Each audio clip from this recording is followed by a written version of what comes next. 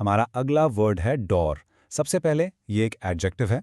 इसका मतलब है कोई भी चीज़ या इंसान जो देखने में बहुत ही कठोर, सख्त या उदास सा लगे। सोच के देखिए, जैसे एक थोड़ी ग्लूमी या स्ट्रिक्ट सी फीलिंग आती हो। चलिए इसको एक सेंटेंस में यूज करके देखते हैं। The castles dour grey walls loomed over the village. यहाँ डावर शब्द से हमें कैसल की दीवारों का नेचर पता चल रहा है। मतलब उस किले की स्लेटी दीवारें बहुत ही उदास और थोड़ी डरावनी लग रही थीं, जैसे वो पूरे गांव पर एक साए की तरह छा गई हों। एक और एग्जाम्पल देखते हैं।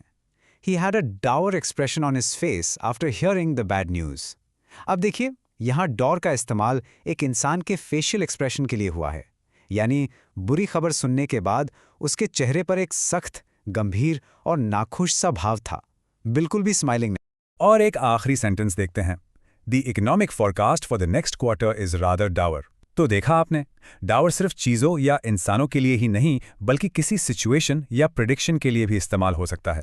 यहाँ इसका मतलब है कि अगले क्वार्टर के लिए जो इकोनॉमिक फोरकास्ट है वो काफ़ी निराशाजनक और आशाहीन है। ये शब्द आपको अक्सर न्यूज़ और फॉर्मल रिपोर्ट्स में भी सुनने को मिलेगा। जैसे इस कोट में, analysts gave a dour assessment of the company's future citing falling profits.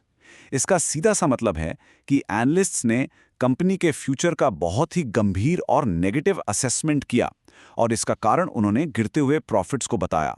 तो यहाँ डावर उनके उस पेसिमिस्टिक व्यू को हाईलाइट कर रहा है। अब डावर के कुछ सिनोनिम्स यानी इससे मिलते जुलते शब्द देखते हैं। ये हैं स्टर्न, ग्रिम, सलन, सिवियर और ग्लूमी। इन सभी शब्दों का मतलब भी डावर की तरह ही कठोर, उदास या गंभीर होता है।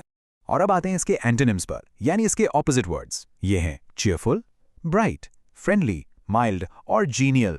जैसा कि आप देख सकते हैं, ये सारे शब्द एक खुशनुमा और पॉजिटिव फीलिंग को दिखाते हैं, जो डूर का बिल्कुल उल्टा है। बस आज के लिए इतना ही। मिलते हैं नेक्स्ट वीडियो में। Happy learning. Bye bye.